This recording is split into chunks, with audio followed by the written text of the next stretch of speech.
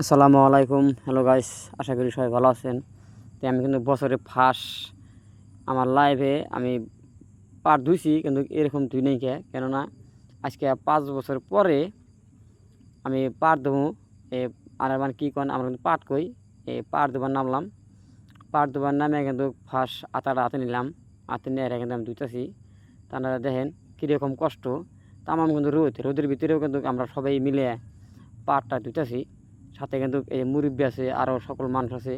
আমরা মোটামুটি 10-12 জন মানুষে পাটটা ধুইতেছি। কীরকম লাগে আপনারা লাইক কমেন্ট শেয়ার দিবে, শেয়ারের মতো জানা যাবেন।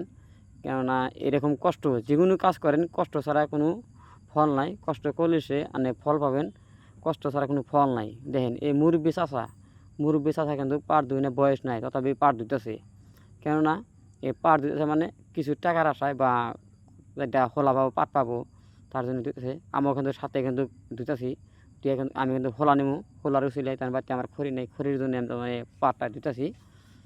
এর সাথে আরও বহুত মানুষ আছে, এই সামনে আরও আর মানুষ আছে, ও মানুষ বহুত মানুষ। ওইটা আমরা 10-12 জন মানুষে আমরা পাট ধুইতেছি। এই গৃহস্থ আসেনি, সব আছে। তো আমরা এই ভিডিওটা কীরকম হইলো আপনারা কমেন্টের মাধ্যমে জানা যাবেন। এই চাচা মুরব্বী চাচা কিন্তু পাট ধুইতেছে, আমিও কিন্তু ধুইতেছি। কিন্তু আমার ভিডিওটা কীরকম হইলো আপনারা কমেন্টের মাধ্যমে জানা যাবেন।